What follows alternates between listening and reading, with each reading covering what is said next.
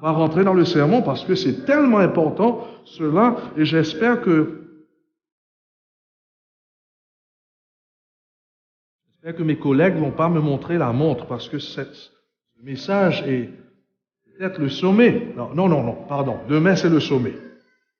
Demain, c'est le sommet. Ah! Je plaisante pas. Vous allez voir pour vous-même combien le message de demain soir est tellement important. Et je dis ça de tout mon cœur. Il y a une confusion au sein du christianisme. Présentement, on a plus que 41 200 et quelques différentes religions au sein du christianisme. C'est pas normal. Parce que la Bible dit qu'il y a un seul Dieu, seule vérité. Comment se fait-il? Il y a toutes ces foi-là. Un problème. Demain, je vais commencer à traiter cela et vous allez voir clairement pour vous-même le puzzle. J'espère que le puzzle est en train de rentrer en place. On a vu ça vendredi soir, que vraiment à cause de l'état de l'homme du péché, l'homme est pécheur, l'homme est aveugle, l'homme ne voit pas la grande image. La vie est devenue comme un puzzle, mais le plus qu'on rentre dans la parole de Dieu, le plus qu'on rentre en relation avec ce vrai Dieu, le plus que le puzzle devient ensemble et on voit la grande image.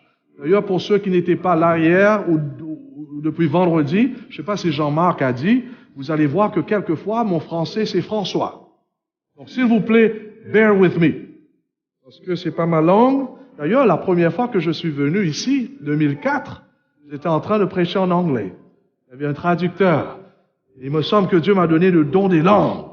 Amen. Oh! Je vais parler au sujet du don des langues, d'ailleurs. Il y a le vrai don des langues que la Bible nous parle et il faut clarifier cela.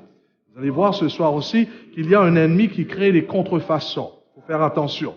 Je vais traiter, il y a des gens qui m'ont posé la question, qu'en est-il du millénium, le 1000 ans que l'Apocalypse nous parle? Je vais traiter cela. L'enlèvement, est-ce que ça va être en secret ou bien ça va être ouverte? Je vais traiter tous ces sujets. Qu'est-ce qui se passe à la mort? Il y a des gens qui sont confus. Il y a certaines personnes qui disent, mais lorsque tu meurs, tu es au ciel. Certains disent, tu es dans la terre. L'autre dit, tu es entre la terre et le ciel. Certains disent, soit l'enfer, soit le ciel, soit la purgatoire. Qu'est-ce que la Bible nous dit en rapport de ça? Au sujet de l'âme. Je vais traiter tous ces sujets. Et donc, je vous assure, mes frères et mes sœurs, amis invités, ce que nous avons déjà commencé à voir, c'est rien comparé à ce que Dieu a préparé pour nous. Amen. Commençons. Et bien aimés, lorsque vous et moi nous regardons autour de notre monde, aujourd'hui, une chose est claire. Il y a deux types de forces à l'œuvre. Car nous voyons les deux, la joie et la tristesse. Ceux qui sont malades et ceux qui sont en bonne santé. Il y a la vie d'un côté, il y a la mort de l'autre côté. C'est clair, mes bien-aimés, lorsque nous regardons autour de nous, clairement, nous voyons les gens qui sont bien nourris, mais malheureusement, de l'autre côté, il y a ceux qui ont faim. Ceux qui sont dans la joie. Et de l'autre côté, ceux qui sont malheureux. On voit clairement ces deux types de forces à l'œuvre, les forces du bien et les forces du mal. Nous avons vu hier, pour ceux qui étaient là, bien sûr que Dieu n'est pas l'auteur du mal, car Dieu est amour. Il veut le meilleur pour ses enfants, pour ses créatures, pour vous et pour moi. Dieu nous a créés afin de nous bénir, non pas afin de nous maudire. Donc la grande question que je vous pose ce soir, la grande question que le monde pose, c'est ceci: qui est vraiment responsable de toutes ces catastrophes, de toutes ces choses négatives qu'on trouve autour de nous? Si c'est pas Dieu, donc qui est responsable de cette force maléfique qui se trouve autour de nous? Qui est responsable de toutes ces calamités qu'on voit sur notre planète Terre? Qui est responsable de tous ces crimes? Qui est responsable de cet enfant âgé de 12 ans qui tue sa sœur avec un coup de couteau de 8 ans? Qui est responsable de tous ces cas de viol, de kidnapping? L'homme a kidnappé, vous avez entendu l'année dernière, presque 2 ans de cela, de Ohio, qui va kidnapper ses 3 filles et pendant 10 ans va leur violer. Finalement, une parmi de ces 3 filles ont eu la chance de s'enfuir. L'homme a été attrapé, il a été mis en prison. Qui est responsable de pousser cet homme de faire une telle chose atroce? Si Dieu est amour, comment se fait-il que l'homme souffre? Il y a un problème. Qui est responsable? Bien sûr, l'homme qui avait violé ces 3 filles s'est suicidé dans la prison après. Donc, mes bien-aimés, la manifestation de ces 2 forces est visible. Mais de nos yeux physiques, on ne voit pas d'où ils viennent. À moins qu'on va dans ce vieux livre qu'on appelle la Bible. Amen. Nous allons étudier donc ce soir et voir, selon la Bible, que vraiment, il y a une guerre cosmique, un conflit entre le bien et le mal. En fait, c'est le plus grand conflit de tous les temps. Beaucoup de gens aujourd'hui sont en train de viser leur regard vers l'Irak, en pensant que vraiment nous aurons bientôt une 3e guerre mondiale. Mais laisse-moi vous dire, il y a un conflit qui est plus grand que la première, 2e et n'importe quelle guerre qui se passe ici-bas sur cette terre. Il y a un conflit entre le bien et le mal, entre 2 êtres, entre Dieu et un être que la Bible appelle Satan. Et ce soir, vous allez voir la puissance de ces 2 êtres dans l'histoire d'une femme. Une femme qui était courbée, la Bible nous dit, par une puissance maléfique pendant 18 ans, jusqu'au jour où elle va rencontrer Jésus qui va la libérer. Oh, mes chers bien-aimés, traitons le sujet de les empires se heurtent. Et le sous-titre, le plus grand conflit de tous les temps. Comme d'habitude, je vais vous demander de vous incliner le front. Je vais prier avec vous. Notre bon et tendre Père Céleste, voici tes enfants sont venus nombreux, de différentes races, de différentes ethniques, de différents pays, de différentes religions.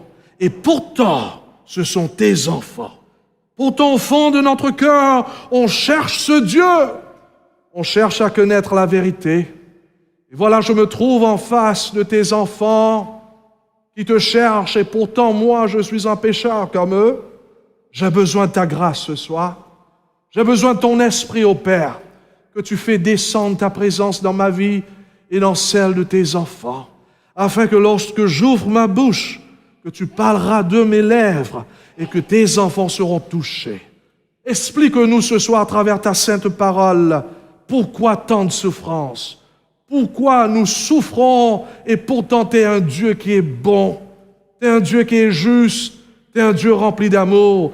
Parle à notre cœur afin que lorsque nous allons rentrer chez nous ce soir, nous ne serons plus les mêmes. Bénis ceux qui écoutent à travers l'Internet. Merci pour eux. Touche leur cœur aussi, Seigneur. Et fais que ce soir, nous tous qui serons là, nous allons décider de choisir ce Dieu qui est bon, en rejetant cet être qui est méchant, qui nous fait du tort. Au nom de Jésus. Amen.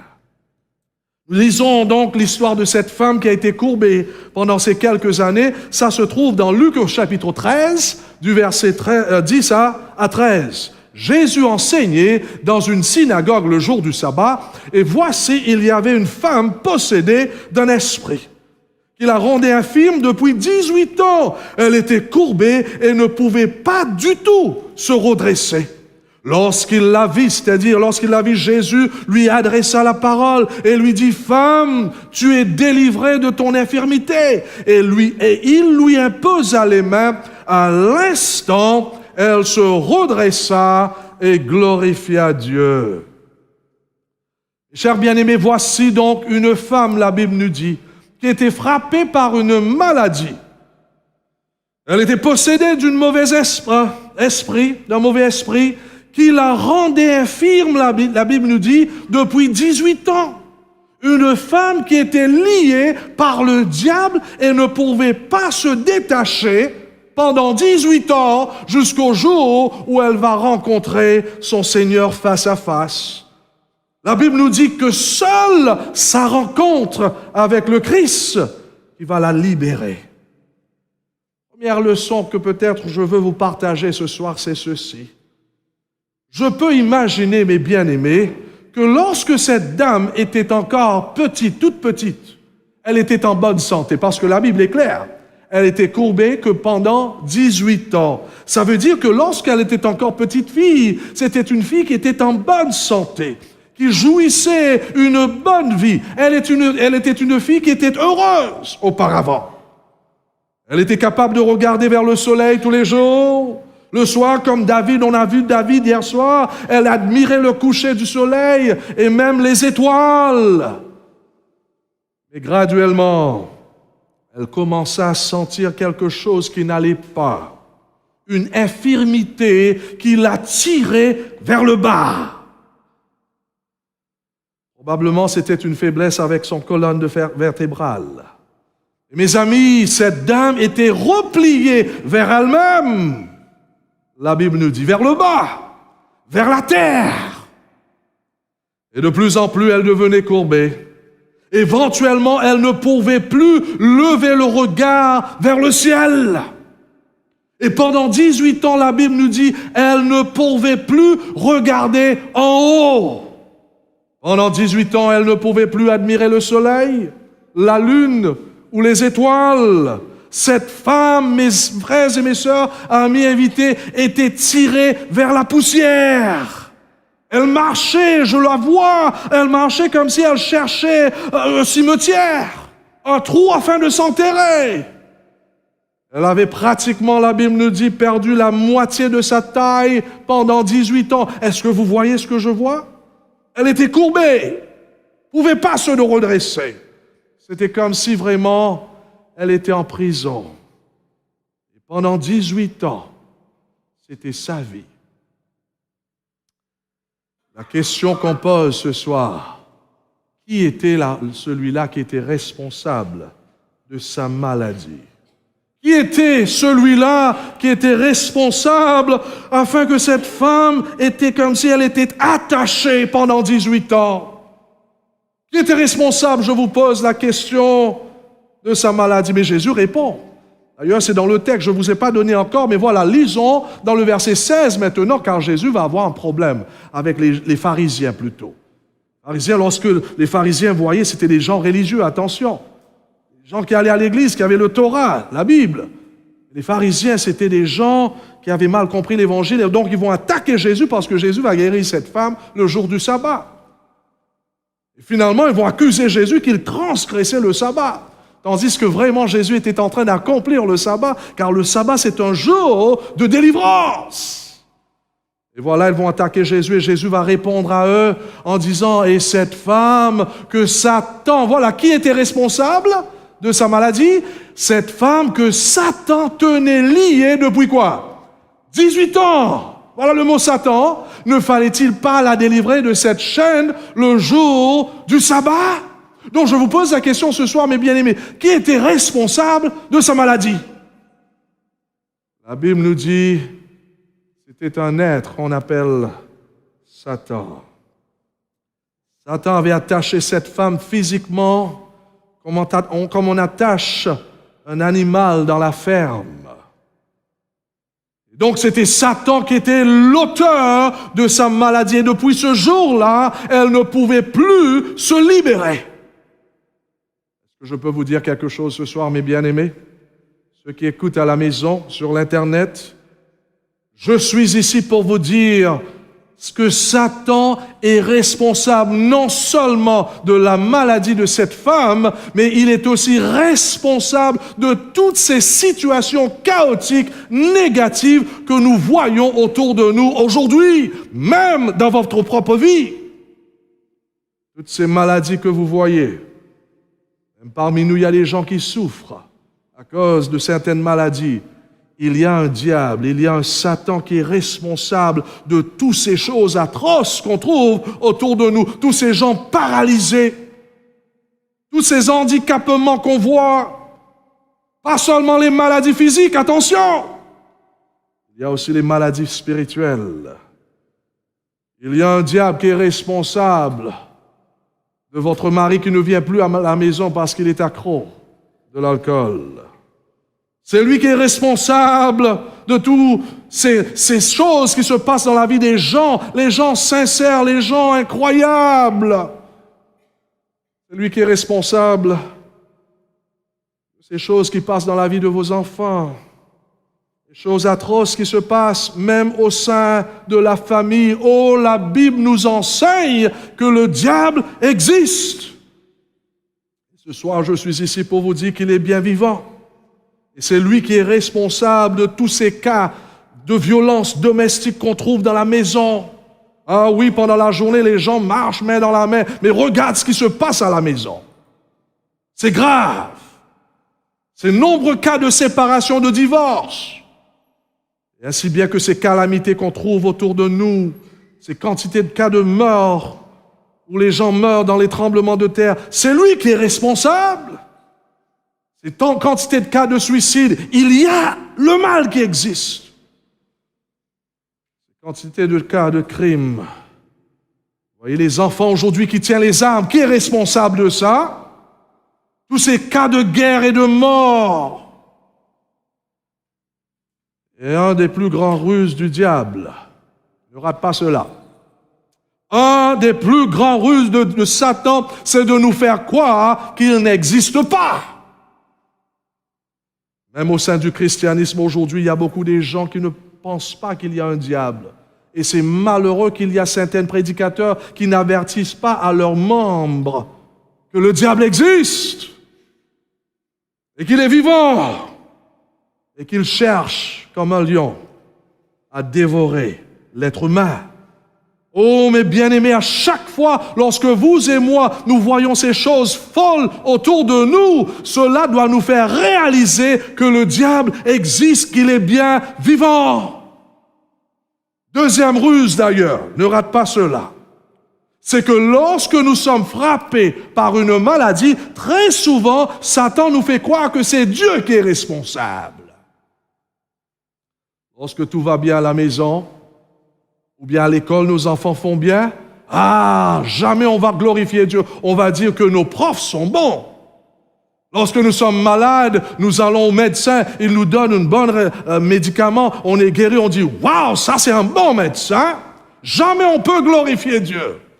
Lorsque nous avons la promotion du travail, je dis « j'ai bien travaillé, je mérite cela ». Jamais je peux tourner mon regard et dire « Alléluia, Dieu, gloire soit à Dieu ». Jamais. Mais le moment où le malheur nous frappe, on tourne vers Dieu, on dit « Pourquoi tu as fait ça contre nous, oui ou non ?» C'est ça le ruse du diable. Premièrement, il nous fait croire qu'il n'existe pas. Et deuxièmement, il accuse Dieu à travers l'homme. Chaque fois le malheur passe donc, nous voyons Satan qui nous dit que c'est Dieu qui a fait ça, que c'est Dieu qui est responsable. Si vous avez perdu votre mari ou bien vos enfants, il dit c'est Dieu qui est en colère contre vous. Bien sûr, lorsque vous pensez que Dieu est en colère contre vous, qu'est-ce que vous faites? Vous perdez la confiance en lui. Et vous commencez à avoir peur de Dieu. Et vous restez loin de lui. Et c'est ça ce qui se passe dans notre monde. Ça, sa stratégie afin de nous garder loin de Dieu. Afin de ne lui faire pas confiance, de ne lui pas faire confiance. Donc il y a un ennemi. Il y a un diable. Et ce soir, vous pouvez même voir son travail dans votre vie, dans la vie peut-être de vos enfants. La question maintenant, peut-être vous êtes en train de poser, c'est d'où vient le diable? D'où vient Satan? Beaucoup de gens ont posé cette question. D'ailleurs, moi aussi, j'ai posé cette question à un moment donné. Il y a des gens qui ont des questions ici d'ailleurs. Ne vous en faites pas, on va essayer par la grâce de Dieu d'essayer de répondre à ces questions. Et si je ne connais pas, je dois aller travailler sur mes genoux et dans la parole afin d'essayer de voir la réponse. Continuez à venir. Si vous ne voyez pas votre réponse ce soir, viens demain. Par la grâce de Dieu, vous allez voir que ce puzzle va se venir ensemble le plus qu'on étudie la parole. Donc, d'où vient le diable?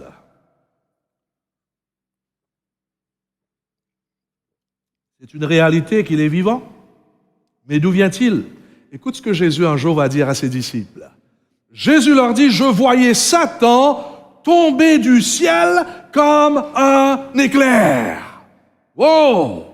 Comment se fait-il qu'un être comme Satan, un pécheur par excellence, un monstre, qui peut sortir d'un ciel si parfait et si beau. Comment est-ce qu'il a pu monter dans un ciel sans péché?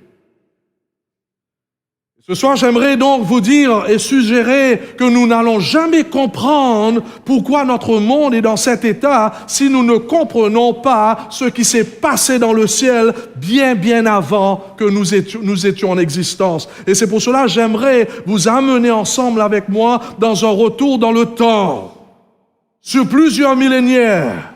Étudions un petit peu une guerre, la Bible déclare, qui existait dans le ciel. Car la Bible nous dit que Dieu n'a jamais créé un Satan. Dieu va créer les anges, des anges parfaits, des êtres sans péché. Et l'un d'entre ces anges s'appelait Lucifer. Au début, Lucifer était un bel ange. Un ange resplendissant. D'ailleurs, nous lisons dans Ézéchiel, figurativement, nous voyons dans Ézéchiel chapitre 28, le verset 12 et à suivre. Remarquons ce que Dieu dit à propos de cet être. Ainsi parle le Seigneur l'Éternel, tu mettais le sceau à la perfection, tu étais plein de sagesse, parfait en beauté. La Bible continue en disant, tu étais un chérubin, c'est-à-dire un ange protecteur aux ailes déployées, je t'avais placé et tu étais sur la sainte montagne de Dieu, tu marchais au milieu des pierres étincelantes. Écoute maintenant, tu as été parfait dans tes chemins depuis le jour où tu as été créé. Attention, jusqu'à ce que l'iniquité ait été trouvée en toi. Qu'est-ce que c'est que l'iniquité? C'est le péché. Voyez-vous donc, mes frères et mes sœurs, c'est clair, chers invités, que Dieu n'a pas créé un diable. Il a créé un ange parfait, la Bible nous dit. En fait, Satan a commencé son travail en tant que chef des anges. Lorsque nous lisons plus profond, il faut lire le chapitre tout en entier. Il était à la tête de tous ces anges.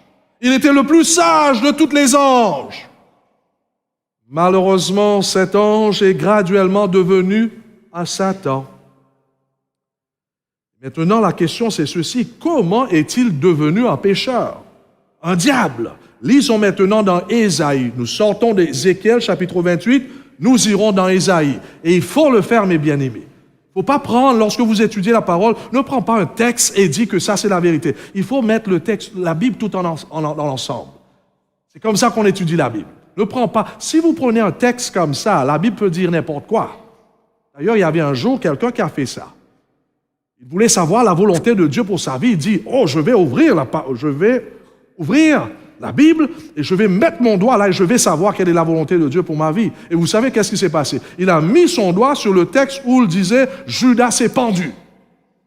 Il dit, aïe, aïe, aïe, il dit, ok, Dieu, peut-être ça, c'est pas un bon signe. Je change la page.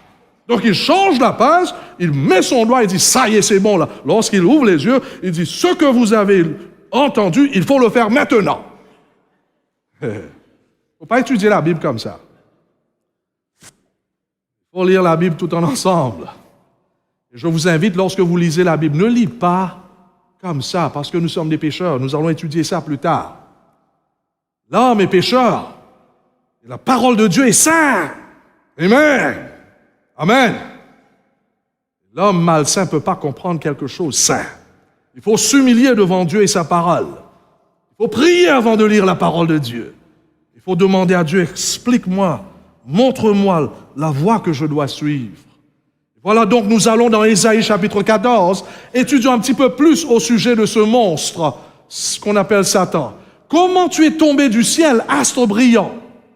Fils de l'aurore, tu te voilà abattu par terre, toi qui terrassais les nations. Tu disais, remarquons bien le problème de Satan, remarquons bien. Tu disais dans ton cœur, je monterai au ciel, je hisserai mon trône au-dessus des étoiles de Dieu, et je siégerai sur la montagne de la rencontre à l'extrémité du nord. Je monterai au sommet des nuages, je ressemblais au Très-Haut. Quel était le problème de Satan, de Lucifer? Est-ce que vous avez vu? Je remets le texte et vous allez voir tout ce que nous avons lu, maintenant je mets ici. Quel était son problème? Vous voyez ce mot « je » là? Ah! Moi-même. C'est ça ce que le péché. En anglais, on voit le mot sin. Péché, on dit sin. Et remarque qu'au milieu du mot sin, il y a ce mot I qui veut dire moi. En d'autres mots, mes chers bien-aimés, au fond du cœur de Lucifer, la vanité et l'ambition et l'orgueil remplaça l'amour et la dévotion pour son Créateur.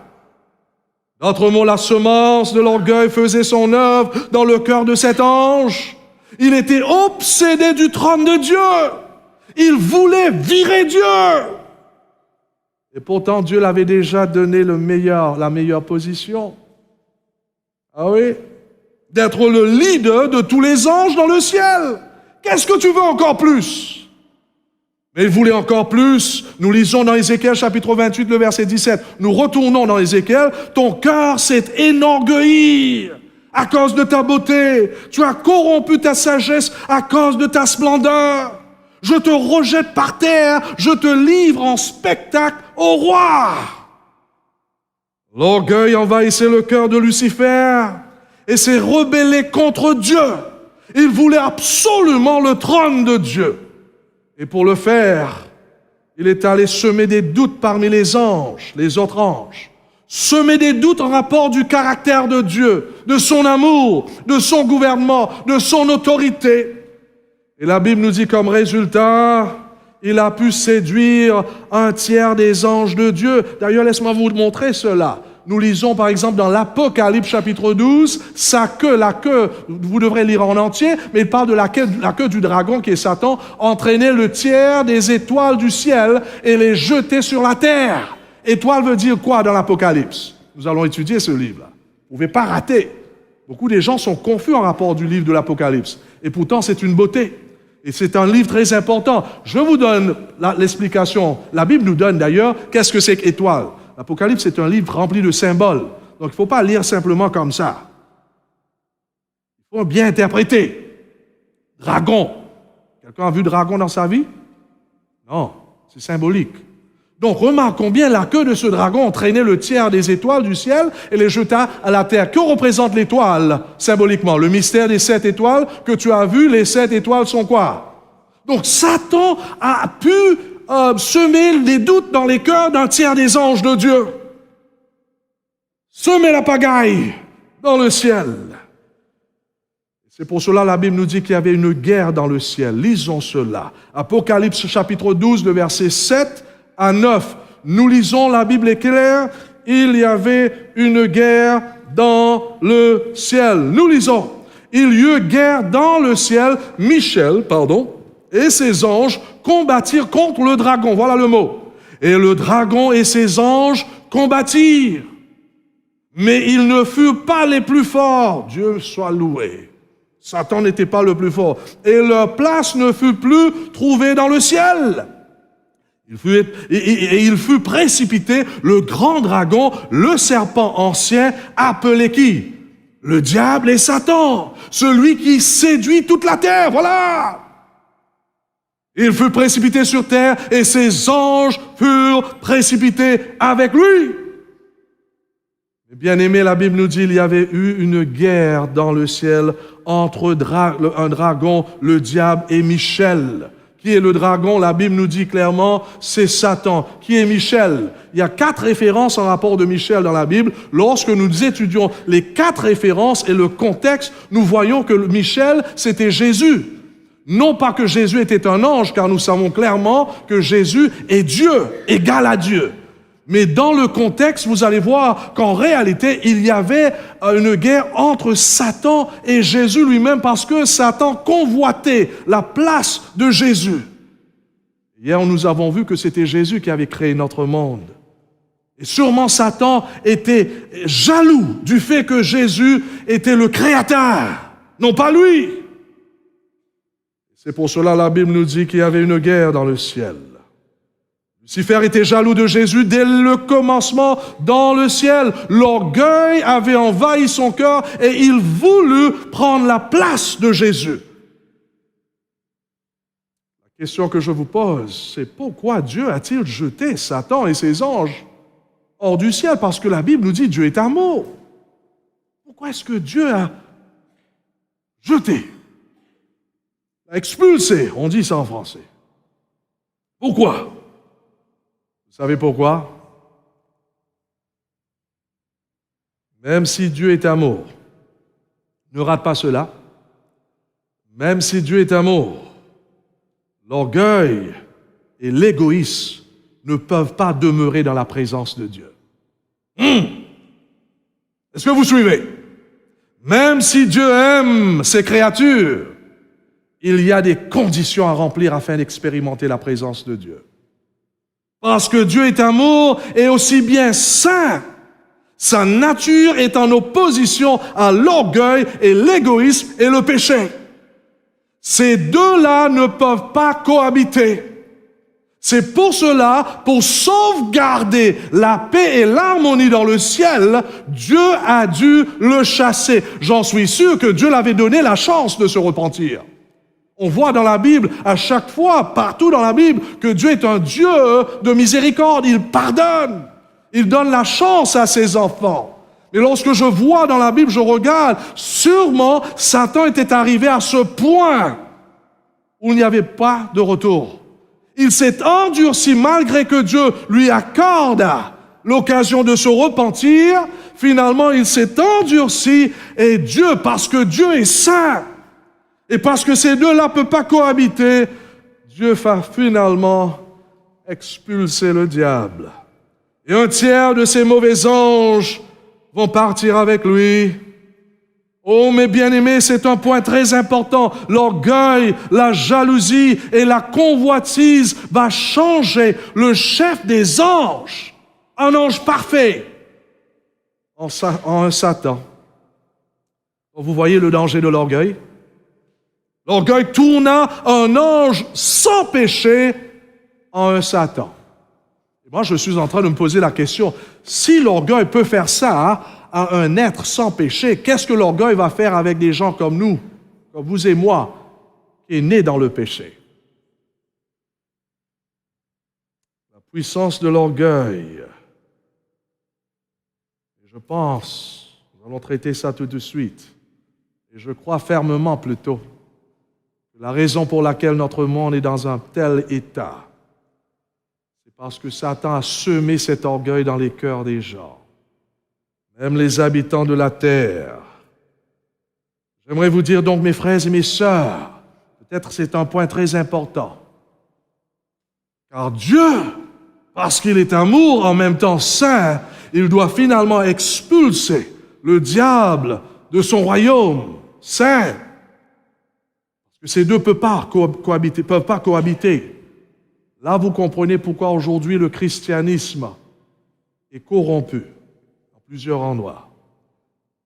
Parce qu'il y a plusieurs des gens orgueilleux qui veulent diriger les affaires de Dieu. L'orgueil et l'égoïsme ne peuvent pas demeurer dans la présence de Dieu. Et pourtant, combien de gens enflés d'orgueil sont en train de travailler pour Dieu? Ça ne va jamais marcher. Parce que ces deux ne peuvent pas cohabiter. Soit que vous choisissez de lâcher votre orgueil, le péché, en prenant Jésus et sa sainteté. Maintenant, Dieu va vous bénir.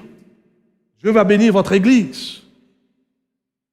Beaucoup œuvrent pour Dieu, non pas par amour pour Dieu, mais par orgueil et l'égoïste. Beaucoup œuvrent pour Dieu afin de remplir leur poche avec l'argent des êtres humains.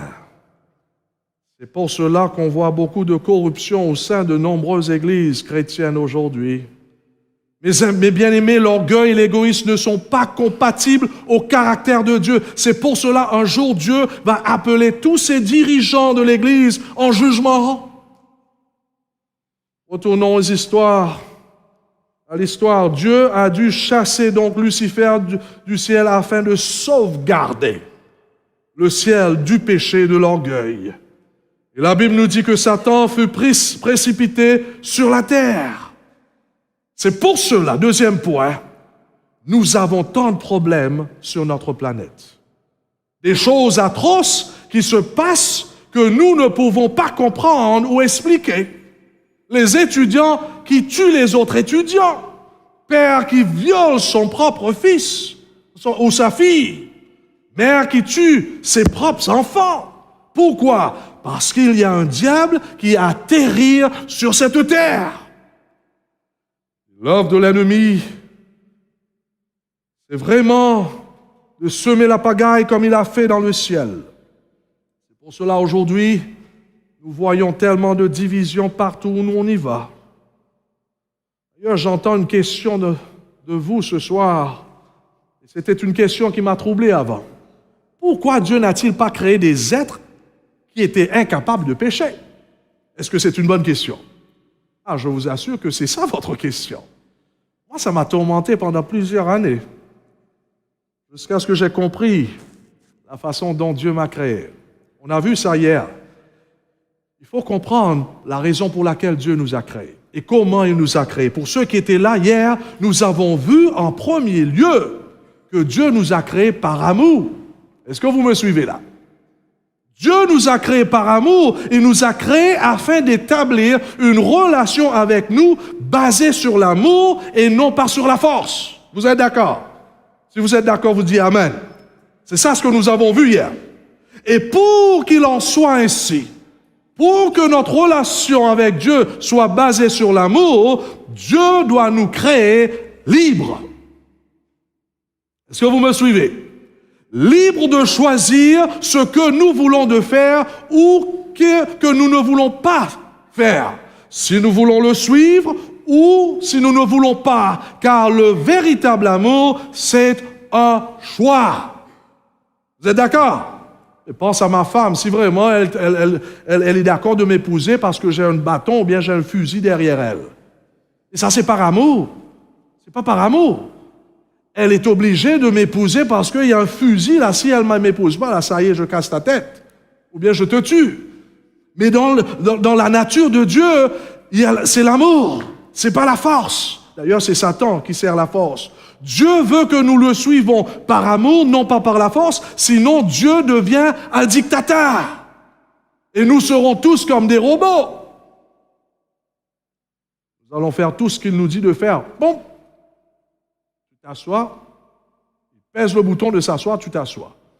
Pèse le bouton de lever ta main. Finalement, nous serons comme des robots. Non pas par amour.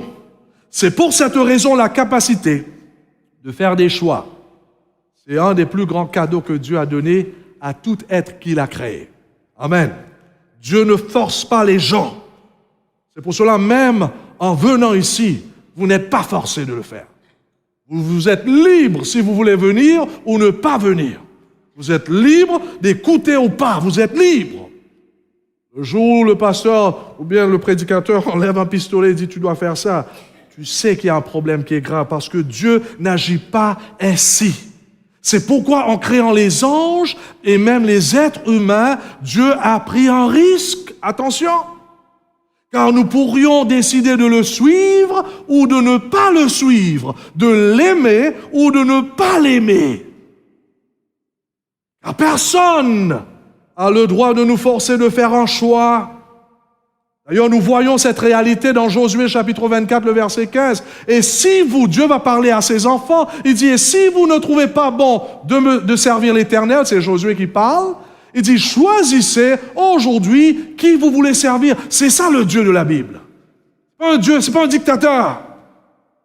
Car l'amour offre à l'être humain ou à n'importe quel être la possibilité de choisir. Donc Dieu donna au peuple du temps de Josué cette capacité de faire un choix. Et Dieu va faire la même chose à Lucifer et à ses anges. Ainsi bien qu'à nous et au monde en entier, Dieu va nous donner la capacité de faire du vrai choix. Bien sûr, Dieu va nous influencer afin de faire le bon choix parce qu'il nous aime. Il sait que le moment où on fait des mauvais choix, c'est là que le problème démarre. Donc Dieu essaye tout, mais il ne nous force pas. Malheureusement, le diable a pris le mauvais choix. Lucifer va choisir de tourner contre son Dieu. C'est pour cela aujourd'hui notre monde souffre. Gauche ou droite, là où on regarde, c'est du problème. J'ai une très bonne nouvelle pour vous, mes bien-aimés. Dieu merci pour la bonne nouvelle. Dieu merci pour la parole de Dieu.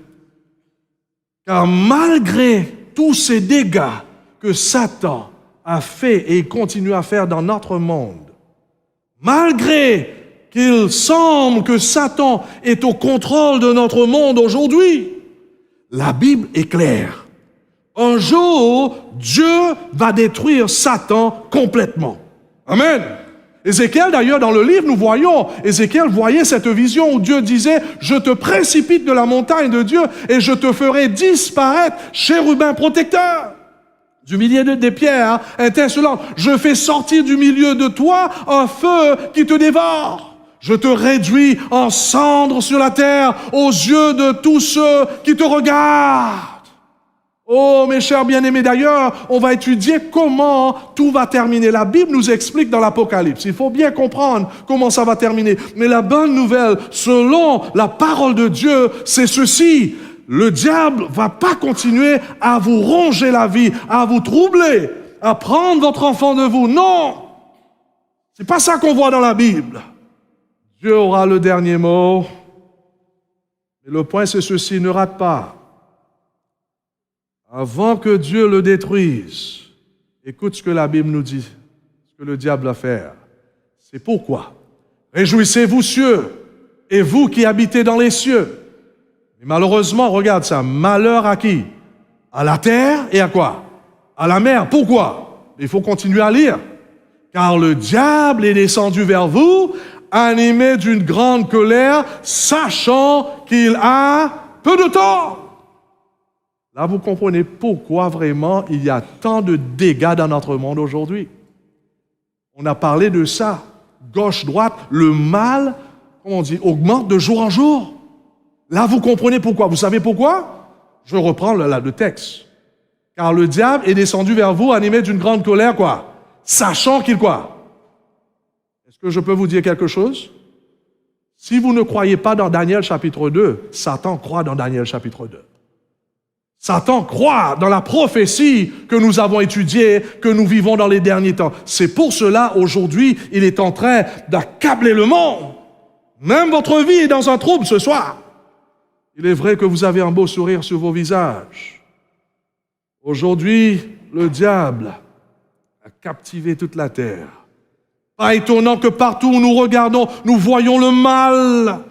Et il est en train de promouvoir son royaume maléfique à travers le média, à travers des films sales, à travers l'Internet. Nous voyons des bonnes choses. Malheureusement, regardons ces trucs aujourd'hui sur l'Internet. Des choses infâmes. Satan est en train de séduire le cœur des milliers de personnes chaque jour à faire le mal. Et pourtant, ces gens croient qu'ils sont en train de s'amuser et de se jouir. Mais c'est toute une déception. Le péché, c'est un mensonge. Satan sait qu'on vit dans les derniers temps. C'est pour cela, aujourd'hui, il est plus frustré que jamais. C'est pour cette raison, donc, mes frères et mes sœurs, il faut comprendre que ce grand conflit, attention, qui a démarré dans le ciel entre Jésus et le diable, ce grand conflit maintenant est dans le cœur de l'homme, la femme et même les enfants. C'est pour cela que nous voyons nos enfants qui font des trucs qu'on ne peut pas expliquer. C'est grave. Aujourd'hui, vous voyez dans certaines écoles, je ne sais pas ici si ça se passe, mais en Amérique, au Canada, les enfants maintenant, les jeunes enfants, qui se déshabillent et avec leur truc, comment on appelle ça? Ils filment et ils mettent ça sur l'Internet. Oh, des enfants. Est-ce que vous pouvez imaginer? En Australie. Oui. Vient d'arriver en Australie. Est-ce que vous pouvez imaginer? Vous savez pourquoi je redis encore? Parce que ce grand conflit de tous les siècles se passe dans la pensée, dans le cerveau de l'homme, de la femme. Et même en ce moment que je vous parle, il y a ce grand conflit qui se passe. C'est réel. Un conflit qui se passe dans votre cerveau. D'ailleurs, c'est ça la leçon précieuse que je vois lorsque j'étudie la situation de cette femme. Retournons dans l'histoire de cette femme, car remarquons, la Bible nous dit, cette femme était quoi?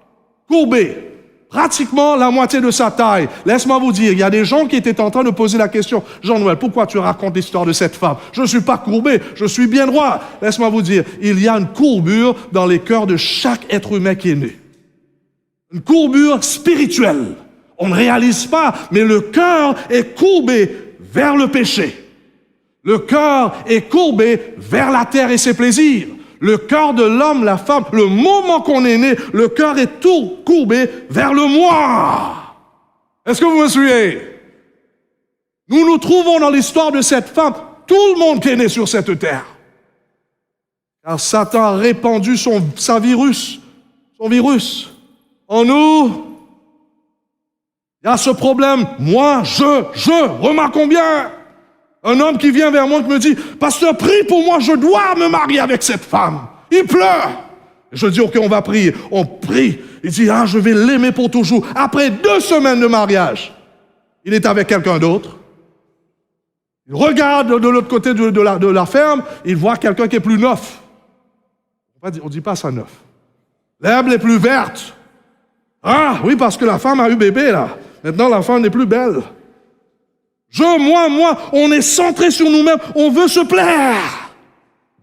C'est dans notre sang, dans notre ADN. On est courbé vers soi-même, et puis on est courbé vers le péché. On est courbé vers la terre. Il y a une convoitise dans la nature de l'homme. On veut posséder tout. On a une maison, on veut avoir 2e. Et si on a 2e, 3e, on a une belle télé, c'est cette grosseur, ça va bien. Mais le moment où le voisin passe avec un plus grand télé, je veux un plus gros que lui. Oui ou non? C'est dans la nature de l'homme. C'est ça ton problème, tu regardes là-bas. Oui, c'est notre problème. On est courbé vers le moi.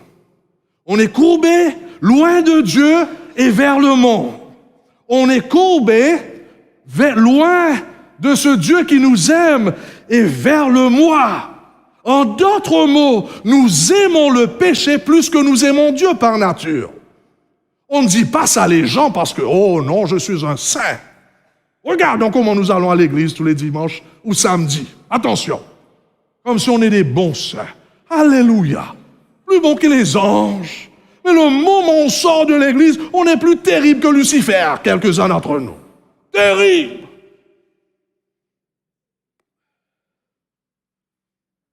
Nous aimons le péché plus que nous aimons Dieu et sa justice. Nous aimons les choses de ce monde plus que nous aimons le ciel. C'est pour cela, hier, nous avons vu ce qui était là. Vous vous rappelez? Nous nous tuons pour ce petit morceau de rouge. Vous vous rappelez ça? Cassons la tête afin d'avoir tout, là, sur ce petit morceau de rouge. Et nous oublions l'éternité. Il y a un aveuglement spirituel au sein du cœur de l'homme à cause de ça. Nous nous aimons nous-mêmes plus que nous aimons Dieu et plus que nous aimons nos prochains. C'est ça le problème de l'homme. Et c'est ça le virus que l'ennemi nous a partagé. Même David va dire cela. When my mother conceived me in sin.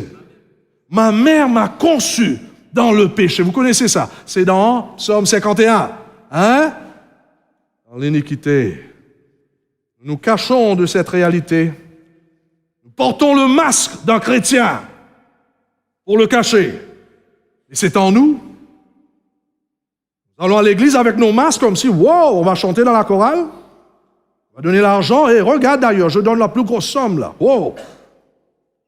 Le moment où on sort de l'église, on pose ce masque. D'ailleurs, on porte un autre masque pour aller à la maison. On change de masque.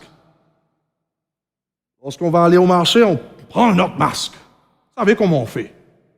Ah non, vous ne faites pas ça, vous, hein? Ah non. Et finalement, lorsqu'on arrive à la maison, qu'est-ce qu'on fait? On prend tous ces masques, on balance là-bas.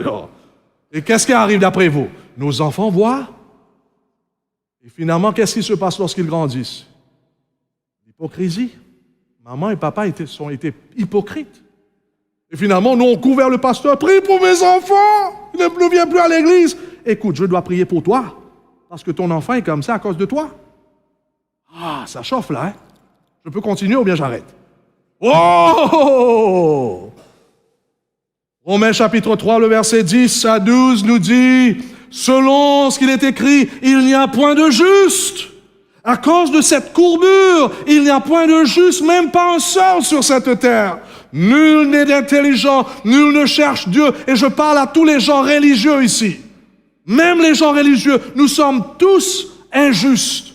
Et par nature, nous sommes méchants. Premièrement, le prédicateur lui-même. Nous sommes tous nés dans le péché. Nul n'est intelligent, nul ne cherche Dieu. Tous sont égarés. Vous êtes en train de dire, mais je suis en train de chercher Dieu. Comment la Bible est à tort? Je suis en train de chercher Dieu. C'est ça ce que vous dites, certains d'entre vous. Laisse-moi vous dire. Vous êtes en train de chercher Dieu parce que Dieu vous a cherché tout d'abord. C'est Dieu qui vous attire ici ce soir. Amen. Wow! C'est ça ce que la Bible dit. Si vous êtes là ce soir, il y a quelqu'un qui vous a attiré. Peut-être vous dites, mais moi je suis venu simplement pour regarder. Laisse-moi vous dire, il y a un Dieu qui vous cherche. C'est le Dieu de la Bible. Un Dieu qui vous aime malgré que nous sommes courbés. Il vient vers nous tels que nous sommes. Yes, gloire à Dieu. Le grand conflit qui s'est démarré dans le ciel, présentement donc se passe dans les cœurs de chaque habitant de ce monde. Et j'aimerais par la grâce de Dieu que nous puissions comprendre cela. Ça se passe ici, il y a cette courbure dans notre cœur. Il y a ce grand conflit donc entre Dieu et Satan, ce qui se passe ici. Pendant que Dieu fait tout pour te cueillir dans ses bras, Satan fait tout pour te piéger.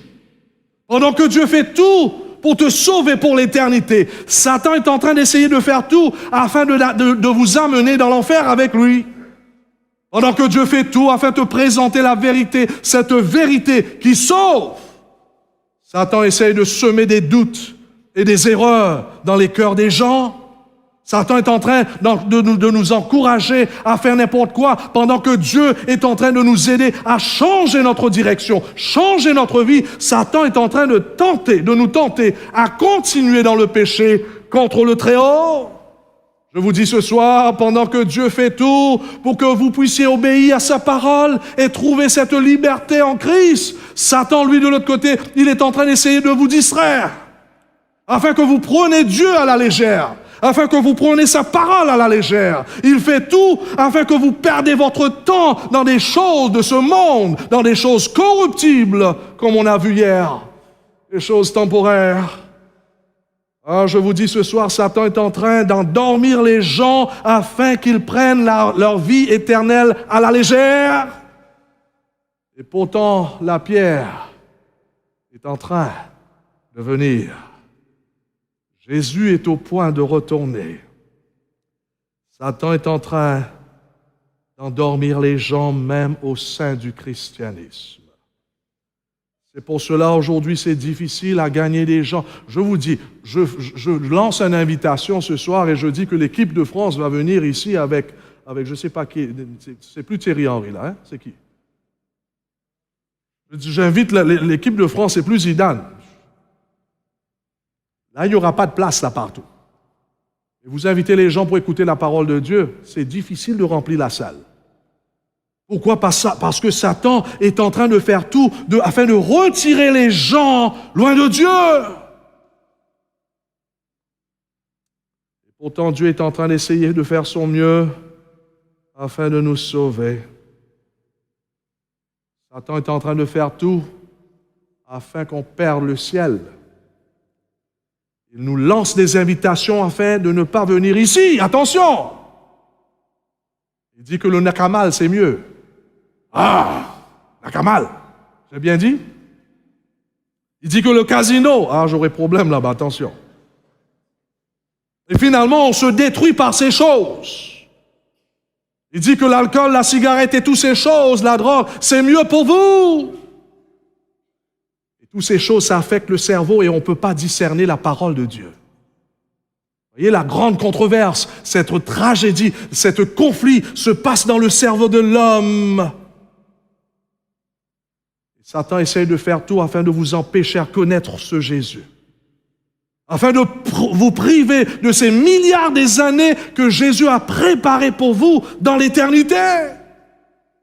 Je vous dis donc ce soir, ce conflit qui a commencé dans le ciel, entre le bien et le mal, entre la justice et le péché, entre l'obéissance et la rébellion, entre l'erreur et la vérité, se passe au sein du cœur de l'homme. Il y a deux forces qui sont à votre recherche.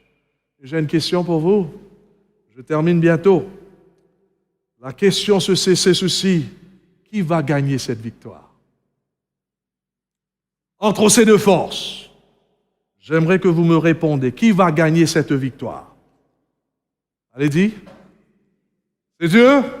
C'est Jésus? Levons la main tous ceux qui disent Jésus. Tous ceux qui disent l'ennemi. Laisse-moi vous dire, nous avons tous tort. C'est nous qui va décider qui va gagner la victoire. On doit faire un choix. Dieu nous laisse ce choix. Dieu nous montre le danger de suivre cet ennemi. Il faut que c'est nous qui fassions ce choix. Quel est votre choix ce soir? Est-ce que vous allez choisir Jésus? Ou bien vous allez choisir de continuer à être l'esclave de la cigarette, de l'alcool, de l'orgueil de la vie? Quel est votre choix ce soir, mes bien-aimés? Dieu laisse ça entre vous. Il veut absolument que vous le choisissez, car si vous choisissez Jésus, vous serez guéris. Il va nous redresser. Amen. C'est ça ce qui s'est passé avec cette femme lorsqu'elle va rencontrer son maître.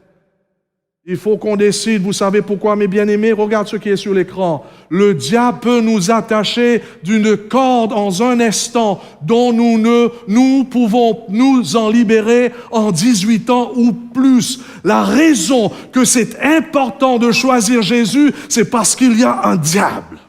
Hier, nous avons vu 5 raisons qu'on devrait rentrer dans une relation avec Dieu à cause de la paix, à cause du ciel. Mais moi, je vous dis, c'est pas une option de choisir Jésus. À moins que vous voulez mourir et vous voulez être un esclave et courbé pendant 18 ans ou plus. Si vous voulez être redressé et goûter le bonheur éternel, il faut absolument de choisir Jésus. On a tous besoin de Jésus ce soir à cause de ça. Oh, je vous dis donc, mes bien-aimés, Satan n'est pas quelqu'un à jouer avec. C'est un monstre. C'est pour cela, aujourd'hui, c'est le jour du salut. Lorsqu'on entend la vérité à propos de Jésus, il faut le choisir. Et vous n'avez pas besoin de payer pour ça. C'est gratuit. Vous n'avez pas besoin de payer le pasteur. Avec votre Dieu. Parle à lui. Il vous entend présentement. Et c'est ça que Dieu va faire avec cette femme. Oh, elle était courbée, frappée par le diable pendant 18 ans. Mais remarquons bien le moment où elle rencontre son maître. Jésus va la guérir. Laisse-moi vous dire, mes frères et mes sœurs, amis invités, la vie sans Dieu, mais la vie elle-même est fragile. La vie est très fragile, c'est pour cela qu'on a besoin de Jésus dans notre vie. La vie est incertaine. Aujourd'hui, vous êtes la personne en meilleure santé. Demain, boum, vous êtes courbé par le cancer, par le diabète.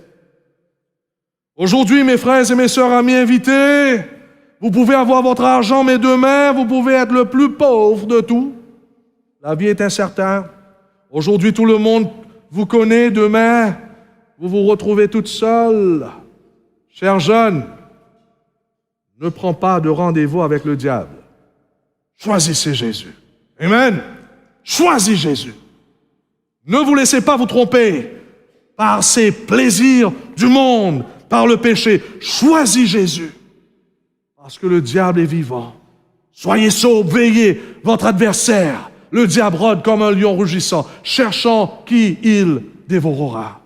La Bible nous dit que cette femme va rencontrer son Dieu.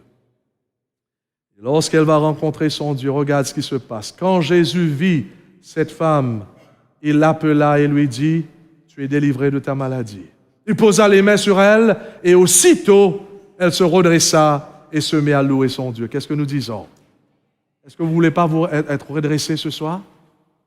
Pas fatigué de marcher vers le bas sans espoir. C'est gratuit. Même ce soir, vous pouvez rentrer chez vous redressé. À cause de lui, pas à cause du pasteur. Je suis un simple homme comme vous. À un moment donné, j'étais courbé moi aussi. Je ne savais plus quoi faire. Et j'ai rencontré mon Dieu. Ce soir, il veut vous rencontrer. Il veut que vous tournez vos regards vers lui. Il veut que vous lui donniez votre cœur. Laissez rentrer le roi des rois. Et votre vie va être changée. Et remarquons bien, comment est-ce que la femme est venue vers Jésus? Est-ce qu'elle était déjà redressée avant d'aller vers Jésus? Remarquons bien. Quand Jésus vit cette femme, il l'appela et lui dit, tu es délivré. Donc là, Jésus va appeler cette femme lorsqu'elle était encore courbée. En d'autres mots, il y a des gens qui ne veulent pas suivre Jésus tant qu'ils ne sont pas guéris spirituellement. Il y a des gens qui m'ont dit, je bois encore le cavard, je fume, je suis dans l'adultère encore, je ne peux pas suivre, je ne peux pas venir. Laisse-moi vous dire, viens comme vous êtes. C'est ça la Bible. Vous savez pourquoi? Parce que vous ne pouvez jamais vous redresser. Le péché est plus fort que nous. Le moi, notre orgueil est plus fort que nous. Il faut absolument laisser Jésus, va vers Jésus tel comme vous êtes. Et vous savez qu'est-ce qui va se passer? Il va vous redresser. Et remarquons bien qu'est-ce qui se passe après. Le moment où elle s'est redressée, elle se mit à... Laisse-moi vous dire quelque chose, je termine. Le seul jour où vous allez pouvoir louer Dieu, ce n'est pas lorsque vous prenez une guitare que vous commencez à chanter comme là. C'est bien ce qu'on a fait. La vraie louange va être la réalité de votre vie lorsque Jésus vous délivre de vos péchés. Amen. Aujourd'hui, beaucoup des églises, c'est bang, bang, bang, bang, bang, bang, bang. Et pourtant, les gens sont courbés dans le péché. Et pourtant, ils ont bang, bang, bang. Et ils appellent ça louange. Ce n'est pas la louange, ça. La louange, c'est lorsque nous allons pouvoir donner notre cœur, notre vie à Jésus. Lorsqu'il nous redresse, là, on peut regarder en haut et glorifier ce Dieu. Amen. C'est pas ça votre désir? Il y avait un homme, il traversait la route. C'était un pasteur d'ailleurs. Il voyait un jeune garçon qui portait des petits oiseaux dans une cage. Il arrêta le petit garçon et dit, qu'est-ce que tu fais avec ces oiseaux? Le garçon regarda le monsieur et dit, je vais jouer avec les oiseaux, monsieur. Après ce que tu as terminé à jouer avec des oiseaux, qu'est-ce que tu vas faire avec? Je vais déraciner leurs plumes, monsieur. Ah bon? Et puis après que tu as fait cela, qu'est-ce que tu fais? Peut-être je vais donner au chat, afin que le chat va jouer avec eux. Manger. Le monsieur disait à ce garçon, mais pourquoi? Combien tu as besoin pour ces 3 oiseaux, ces 4 oiseaux? Le petit garçon dit, écoute, tu ne veux pas ces oiseaux, monsieur? Ce sont des vilains oiseaux. D'ailleurs, ils ne peuvent même pas chanter. Monsieur, le pasteur disait, combien tu as besoin? Combien tu veux pour ces oiseaux? Ah, monsieur, ces oiseaux ne peuvent même pas rien faire. Regarde comment ils sont vieux. Le pasteur retira,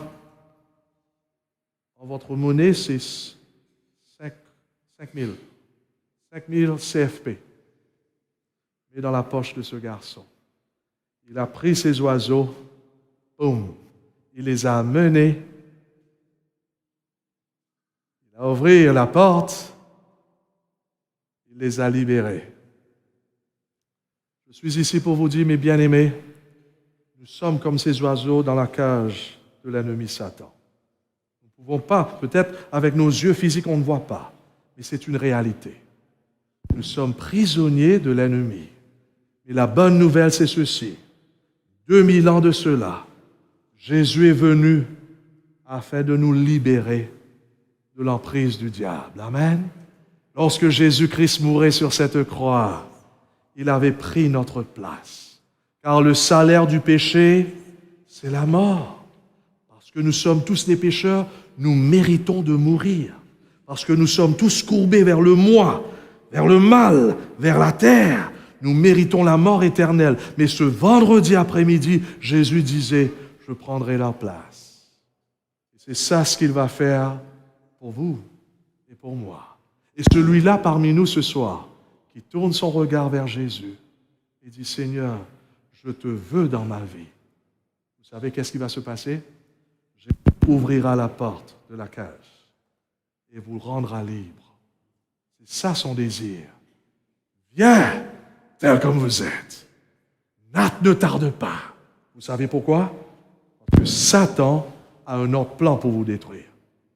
Je vous lance cette invitation, même avant de rentrer chez vous, même là où vous êtes. Donnez votre cœur à Jésus. Sois libéré. Libéré de tous ces vices. Libéré pour louer votre Dieu, votre Créateur et Sauveur. C'est ça votre désir?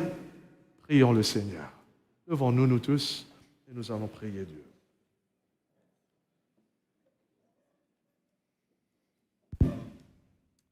Notre bon et tendre Père Céleste, tu nous as donné un choix à faire ce soir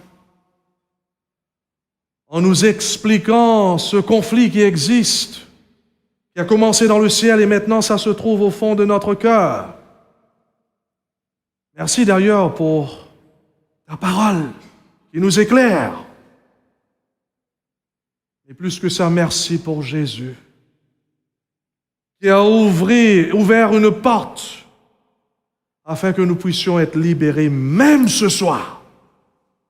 Car il y a beaucoup d'entre nous, nous sommes encore comme cette femme courbée vers le péché, courbée vers soi-même, courbée vers ce monde avec toutes ses convoitises. Et vraiment maintenant nous sentons que nous sommes des prisonniers.